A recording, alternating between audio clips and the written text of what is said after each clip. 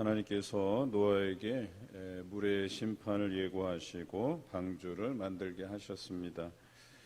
그리고 방주를 만들고 비가 오기 시작하는 그때에 그 예정하신 그 동물들, 식물들, 모든 것들, 살아있는 것들을 다 방주에 들어가게 하고 문을 닫았다, 이렇게 표현하고 있죠.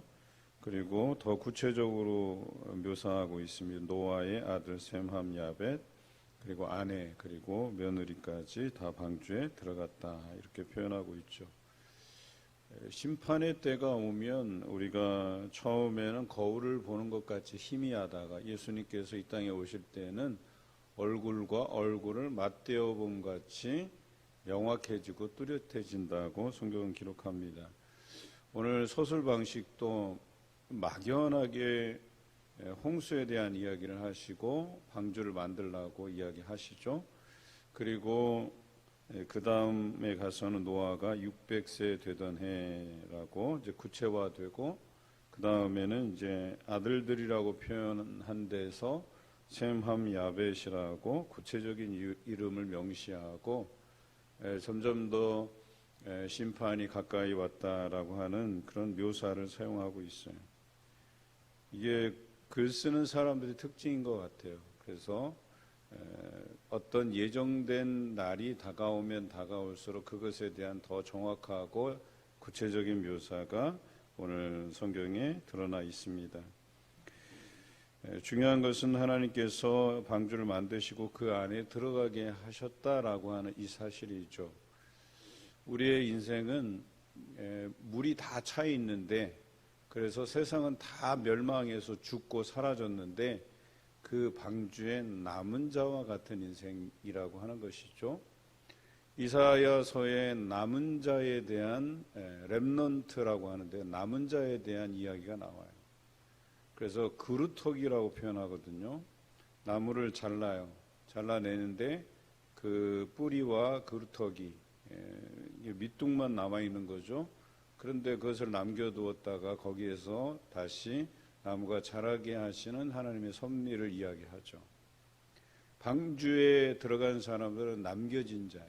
그러니까 하나님의 구원의 손길이 닿아서 이들을 하나님의 섭리 가운데 둔 사람들이죠. 우리가 살아가는 방식이 마치 방주에 갇힌 자들과 같다라고 하는 거죠. 방주를 나가면 죽는 거예요, 그냥.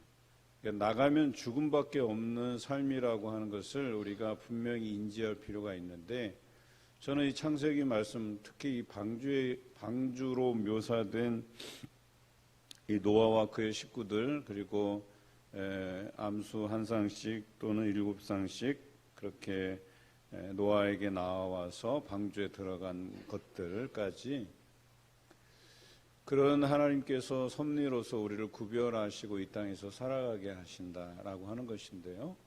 우리가 그런 사실들을 잘 모르고 자꾸 방주 안에서 바깥 세상을 향해서 달려나가려고 한다는 것이 문제죠.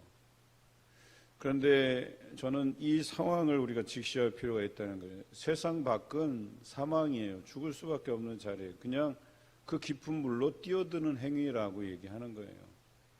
그래서 우리는 하나님 안에, 그 구원의 섭리 안에 있어야 되고, 말씀 안에서 그 말씀을 듣고 믿음으로 반응하고, 또 하나님께서 만드신 그 구원의 방주 안에 있어야만 되는데, 그러지 못하고 죄의 유혹에 휩싸여서 휘말려서, 그래서 바깥을 향해서 달려나갔다가 결국에는 빠져 죽는 행위와 같다라고 하는 것이죠. 오늘 이와 같은 사실을 우리가 기억해야 됩니다.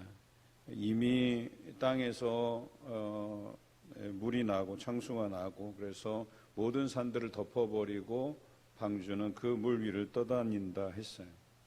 우리는 구원의 방주 안에 있어야만 살아남을 수 있다는 사실을 기억하시기 바랍니다.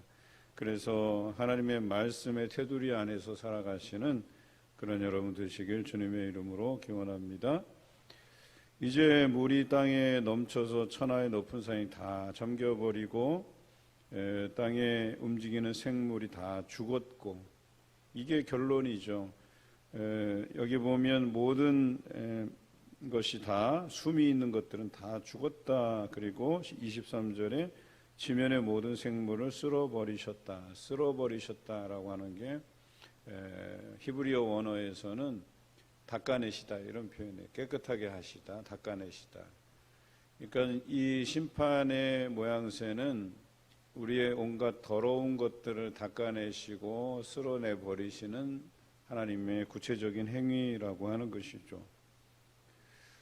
특별히 예수님께서 이 땅에 오실 때에 그 행위가 마지막 행위가 되는 거죠. 심판의 행위가 되는 거예요. 그래서 마치 물로 죄 있는 자들을 다 쓸어버리심과 같이 예수님이 오실 때는 불의 심판이 일어나는데 모든 악한 것들을 다 태워버리신다라고 하는 것이죠. 숨이 붙어있는 것까지 다 소멸시키신다. 그런데 구원의 방주처럼 예수 그리스도를 믿고 섬기는 말씀의 테두리 안에 살아남은 사람들은 어때요? 남겨두시겠다고 얘기하는 것이죠. 그런데 중요한 것은 그 행위가 우리의 죄됨을 깨끗하게 하시는 행위라고 하는 것을 우리가 기억해야 된다는 것이죠. 예수님께서 이 땅에 오셔서 십자가에 죽으신 사건이 바로 대속의 사건이에요. 깨끗하게 하는 사건이란 말이에요. 우리가 이미 구약에서 제사를 드릴 때 우리의 죄를 깨끗하게 하기 위해서 번제나 속죄제나 속건제 같은 경우는 어때요? 제물을 잡을 때 물론 다른 제사도 마찬가지지만 자신의 손으로 바쳐지는 제물에 손을 얹게 돼요. 그리고 자기의 죄를 전가시키게 돼 있어요. 그러니까 내 죄를 이 어린 양이 대신 지고 하나님 앞에 태워진다라고 하는 것이죠. 그와 더불어서 그 죄가 소멸된다라고 하는 의미죠.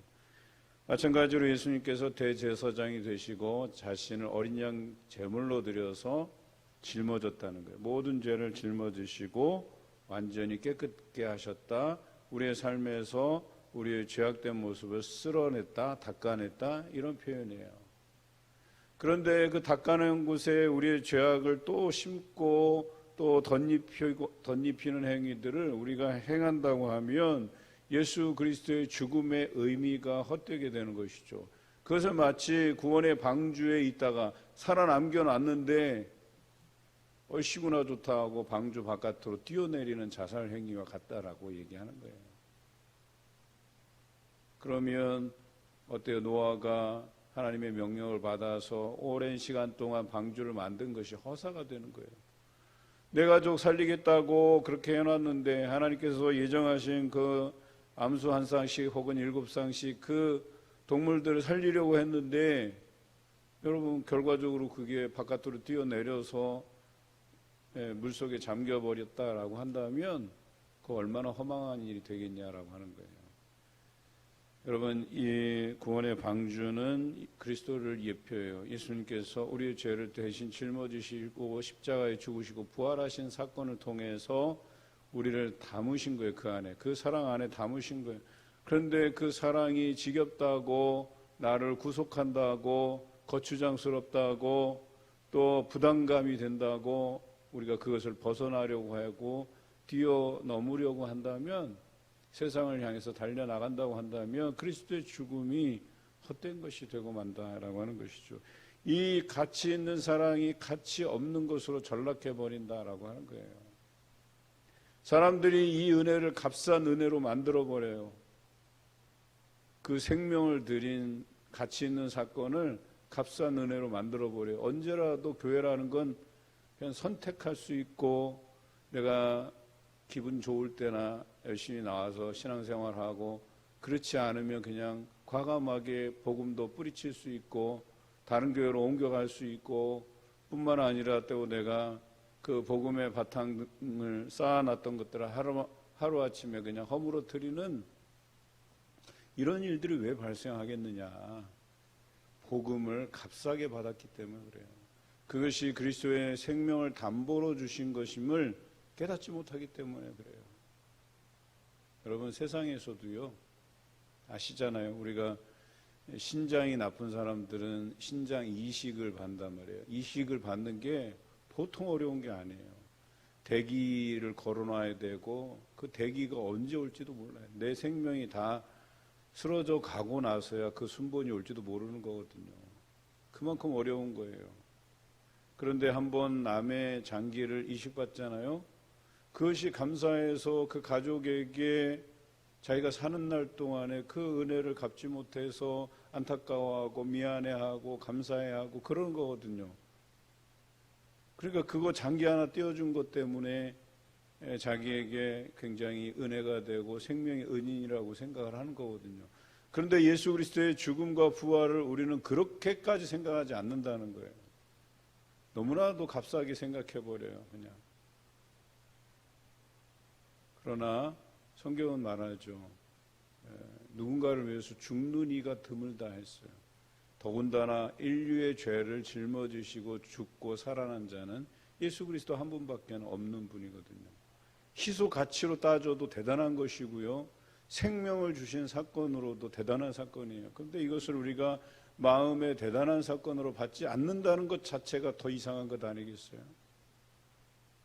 세상에서 은혜를 입으면 그것에 대한 보상으로 무엇이든 해줄 수 있을 것 같잖아요. 여러분 막 요즘은 장기들이 뭐 이렇게 밀매되는 경우도 있잖아요. 어마어마한 돈으로 거래가 될 정도로. 그만큼 그것이 값어치가 있다는 거예요, 사회 안에서. 그런데 예수 그리스도의 그 죽음과 부활은 우리에게 어떤 가치냐라고 하는 거예요. 그런데 그런 가치 있는 것, 그것을 우리가 받았고 경험했음에도 불구하고 거기에 보답하고 거기에 반응하는 우리의 모습은 정말 쪼잔해도 너무 쪼잔한 거예요. 감사해도 정말 그게 감사하는 마음인지라고 생각이 들 만큼 그냥 내가 살다가 정말 이 정도는 내가 이렇게 뛰어나도 내 삶에 지장은 없겠지라고 하는 굉장히 이기적인 모습 안에서 그 유효한 것, 남은 것들로 그냥 하나님께 바치려 하는 이런 것들부터 우리 안에 청산해내야 돼요. 그래서 예수님께서는 과부의 2렙돈을 대단하다고 생각하신 거예요. 왜냐하면 생활비 전부였기 때문에, 그게 자신의 전부였기 때문에. 과부는 하나님의 그 큰 사랑을 2렙돈으로 표현한 거예요. 자기가 표현할 수 있는 최대치로 표현한 거예요. 자기 생활비 전부랑 바꿔도 우리 하나님의 그 큰 사랑을 자기는 바꿀 수 없다고 해서 그 생활비 전부를 다 드린 거거든요. 이게 하나님을 대하는, 또 오늘날 예수 그리스도를 대하는 우리의 믿음의 태도여야 된다라고 하는 것입니다. 오늘 이 방주 안에 있는 사람들 갑갑하지요. 사실 1년 넘게 방주 안에 있어야 되니까. 그럼에도 불구하고 그것이 감사해서 그 1년이 넘는 생활들을 그 안에서 감사하고 가슴을 쓸어 담고, 또 내 주변에 알았던 사람들이 이 땅에서 사라진 것에 대해서 애통해하고, 그럼에도 불구하고 방주 안에 있는 것을 다행스럽게 여겼던 그들의 모습들을 한번 상상해 볼 필요가 있다는 것이죠. 오늘 여러분은 구원의 자리에 서 계시는 줄로 압니다. 그것을 얼마나 감사하면서 살아가고 귀하게 여기시는지를 이 말씀을 통해서 깨달으시기를 주님의 이름으로 기원드립니다.